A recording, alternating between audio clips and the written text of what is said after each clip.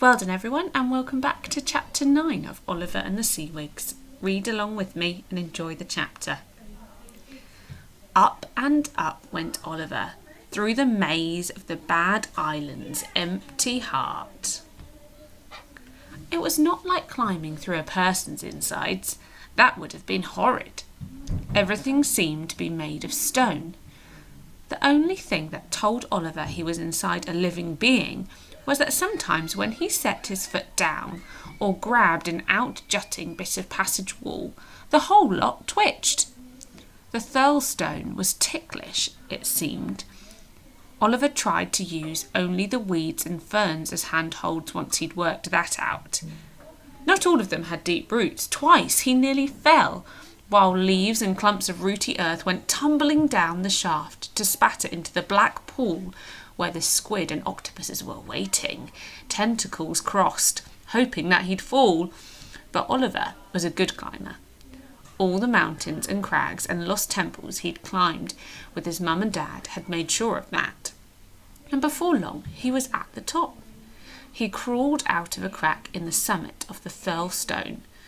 The water mole and the other shipwrecks loomed over him. Monkey drums boomed and stone xylophones clattered.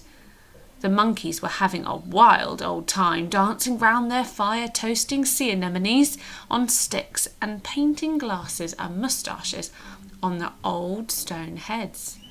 None of them noticed Oliver as he crept like a damp ghost between the trees. Soon he reached the temple. Outside its great stone entrance was a pool, and on the pool the 2 glass globes that held his parents floated. Mr. and Mrs. Crisp were asleep, huddled in the bottoms of the globes, which clinked gently against each other from time to time like wine glasses. "Mum!"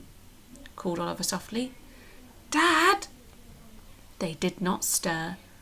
Poor things, they were just as exhausted as Iris after all their adventures. "Mum!" he shouted, wading into the pool and banging his fists against the globe. Still, his parents did not wake, although Dad rolled over and muttered something in his dreams. But someone had heard Oliver. A voice from behind him said, "Ha!" He turned round. There stood Stacy de Lacy, with his army of monkeys around him.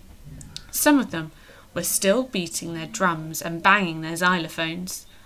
One held a tray of biscuits, another a cool drink for Stacy, and 2 others fanned him with big peacock feather fans. The rest were just bibbling about like mad, wind-up toys, full of excitement at all of the mischief that lay ahead. "You," said Stacy de Lacy, pointing rudely at Oliver.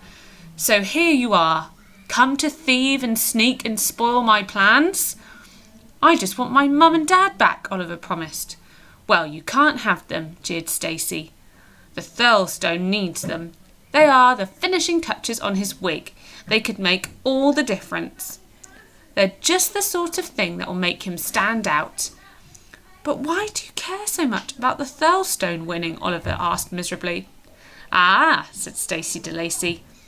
"We've got a deal, me and the thurlstone. If I help him win this Seawig thing, then he'll help me. Imagine the power I'll have with this great big giant at my command. And other rambling isles will follow the thurlstone when they see his wonderful wig. The winner of the Seawigs night is a sort of king. I'll have to do as he says. We'll stomp New York, smash London, sit on Shanghai. The whole world will tremble before us. Nobody will dare say I've got a girly name then." "But you have got a girly name," grumbled Oliver. "Monkeys!" howled Stacy de Lacy. Oliver tried to fend the monkeys off, but soon he was pinned under a gibbering heap of them. Meanwhile, some others had gone rushing into a side chamber of the temple and reappeared bowling a 3rd glass globe. Some held it steady while the rest unscrewed its lid. Then Oliver was monkey-handled into it, and the lid screwed shut behind him. Stacy de Lacy grinned in at him. His leering face stretched out of shape by the thick glass.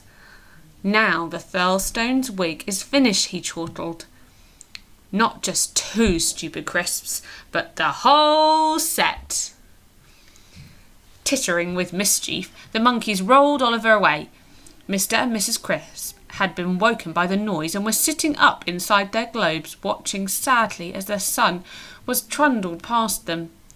"I'm sorry," mouthed Oliver through the glass. A reef of dark rocks rose from the hallowed shallows, with the waves breaking whitely around it. Wet stones shone in the moonlight. The mermaids scrambled through the surf and up onto the reef's rocky ledges. There they sat, each with her comb and her mirror and her long hair blown sideways on the breeze. Their plump choirmaster bobbed like a seal in the waves and clapped his hands to get the mermaids' attention. "Just time for a quick practice, girls. Sing up!" So they sang, and their voices blended with the voices of the sea and wind all over the hallowed shallows. The rambling Isles forgot their nervousness and listened. Up on the Thurlstone's head, Oliver and his mum and dad heard that song, and it sent shivers riffling down their spines. They couldn't listen for long, though. They were busy being rolled across the Thurlstone's summit by those monkeys and dangled over its edge. "Stop, stop, stop!" the fat merman shouted, clapping his hands over his ears. The song of mermaids was meant to sound strange and unearthly, but not this strange and unearthly. "Someone's singing flat," he said, accusingly glaring at the rows of singers. Iris knew it was her. She blushed deep red. The merman spotted her and pointed. "You, sing for me." Iris drew a deep breath and sang as loudly and sweetly as she could. An awful strangled note emerged, so piercing that the nearest mermaid's mirrors cracked. "Stop, stop!" the merman shouted. "What a disgraceful racket! What were you thinking of, joining our choir with a voice like that? Be off with you." Iris started to explain that she hadn't meant to join the choir at all, then decided that there wasn't time and splashed back into the sea. She couldn't imagine why she wanted to find her way home to all these silly mer people. Her new friends were much more fun. All she cared about now was rescuing Oliver. Okay, we're going to pause there for today and come back tomorrow for chapter 10. Well done, everyone.